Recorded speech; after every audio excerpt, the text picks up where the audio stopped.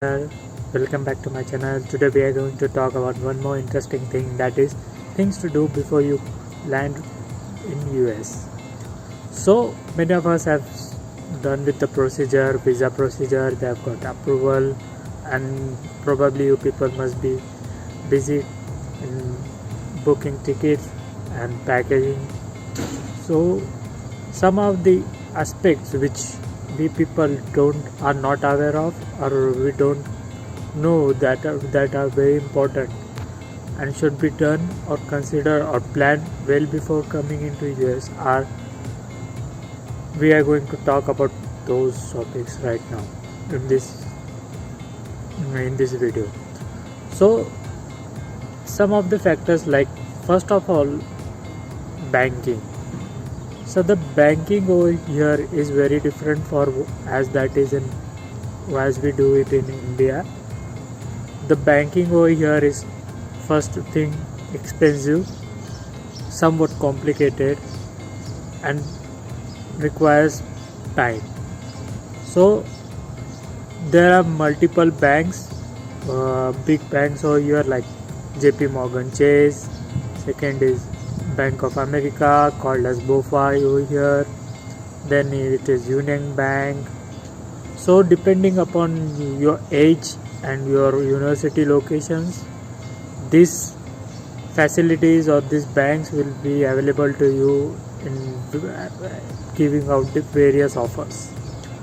So for Chase, as far as I know, or as far as my account when I opened in Chase, if your age is of 24 or below, if you are having age of 24 or below, in Chase you can open an account which is with zero minimum balance requirement. This account will be valid for 5 years in this offer. After that you will have to keep the minimum balance, and mind well, the criteria of minimum balance over here is very expensive. Like if you don't have any of this offer, you have to maintain pretty much heavy amount of balance over here. Like in some banks it may vary from $1,000 per day to $2,000 per day should be your minimum account balance in the account. So this way it varies from banks to banks, but you can always check for the offers. Like in case of JP Morgan Chase, you can get a bank account depending upon your age.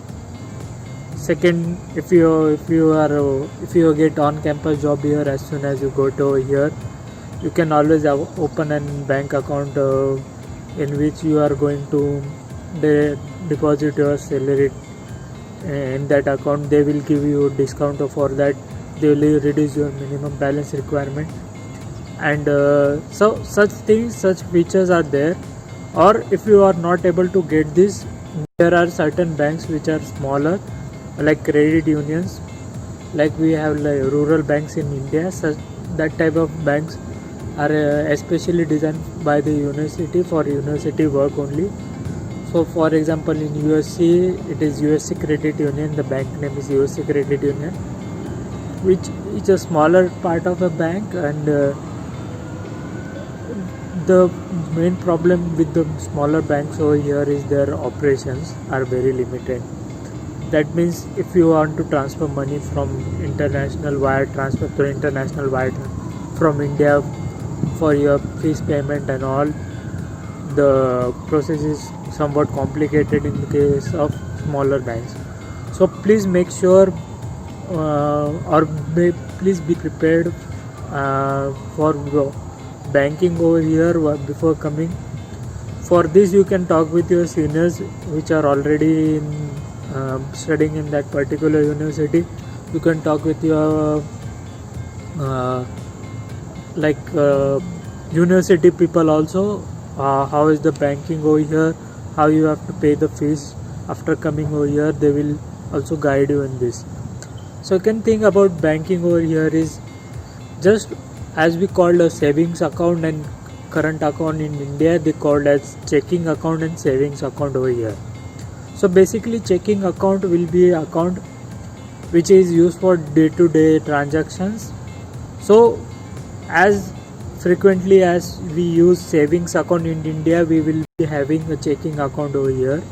Similar lines, just you will not get any interest rate on your money kept in your bank account, unlike the case in India where you get some money for like 1 or 2 rupees depending upon your bank.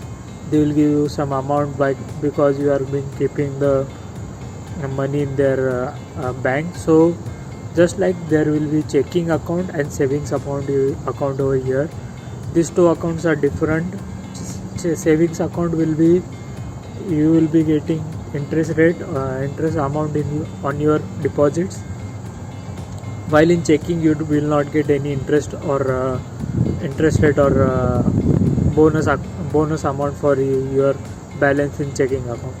So these are two types of accounts over here, and mostly many people use checking account as you have to use it day-to-day basis, and savings account you can't use it in day-to-day basis. That means you have to first transfer your money from saving account to checking account, then you can use it. So preferable way is to always open a checking account over here.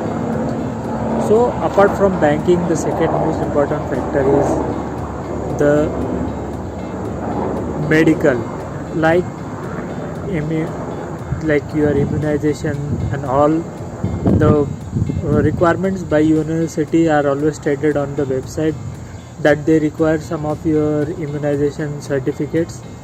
So always first go through the university requirement page, read throughout, and then consult university through mail or even your seniors also, because sometimes what happen is they require a certificate from doctor which you can cheaply get in India, and which can be very expensive over here, or vice versa also. If sometimes when you do take insurance from your university, they will not charge you for any of the vaccine which you take over here, or if you have already taken vaccine, and if you have a valid doctor certificate right from India, they won't even charge you anything.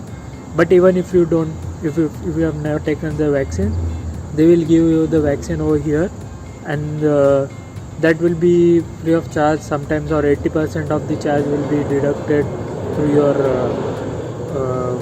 insurance itself. So the thing is, the main factor over here is the time. So if you have time back in India to have these vaccines done, if you have not done, or if you don't have a proper vaccination paperwork with you, you can always consult your pediatric doctor which you went through, or you can also start your vaccine doses in India. You can get it in cheap, generate the doctor certificate, and as soon as you land over here, you can complete that procedure also. Or else that procedure can take up to 1 month, because there has to be a certain gap between two vaccines.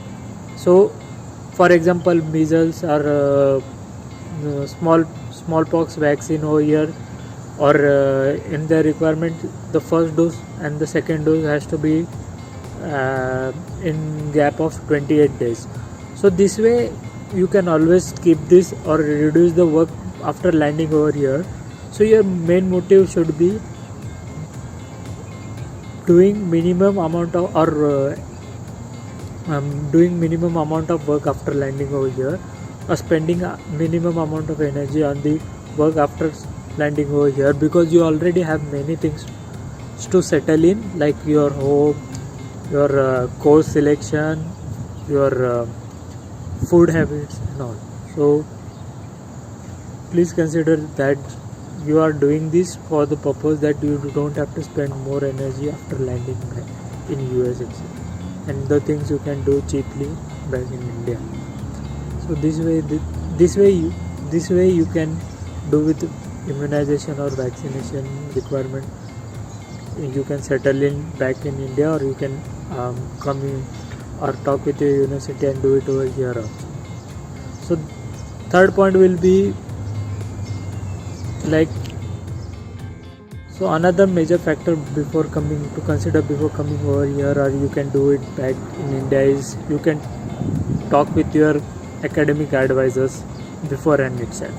So academic advisor is a person appointed by your department of that particular of every university, which will help you in getting or selecting courses. Like if you have doubts whether you can take certain elective course in first semester after coming over here, you can always talk with the advisor, or you can always talk with the advisor if you want to take elective courses from other branches. Like if you want to do elective, if you want to take course from computer science branch and you are doing masters in electrical branch, you can always talk with your academic advisor whether you are able to do that, and whether they will grant you permission or not. So always mail your academic advisor before coming over here. Ask them whether your account has any prerequisites. Prerequisites are the requisites or are the hold on your account which you have to fulfill before joining the course or before completing your degree. So prerequisite will be can be in various forms. Prerequisite can be in form like you have to complete 2 additional courses over here to take a major or core course in your, which is mandatory in your master's degree. So this prerequisite is an important thing we should consider while selecting universities. And even if you come to know that you have multiple prerequisites and they are not that valuable, so you can always talk with your academic advisor. You can tell them that these courses you have done during your undergrads. Like in my case, the prerequisite for my course selection were engineering economics and probability and statistics. These were 2 courses which were in the prerequisite section for industrial and system engineering department in University of Southern California, as well as for engineering management student also. So many of those students, they went and talked with the academic advisor. They showed their undergrad transcripts in which they had already done engineering economics or related courses, and they also showed that they have got good grades in their courses, and please waive off that prerequisite. In this way, sometimes they will waive off your prerequisite, and you will be able to save some money also, and save some course units also, which you can use in for getting other courses or other much important courses during your whole degree procedure. So this way there certain things are there. I will also share more details about these things and more things you should consider before coming over here. This is all. Thank you so much for watching my video. Please subscribe to my channel, like, share, and please support to my channel. I will be posting more videos. You can always comment if you have any doubts in the below section. You can always reach me in the comment section. I will be posting more such video on this channel. Thank you for watching my video. Stay safe. Bye bye.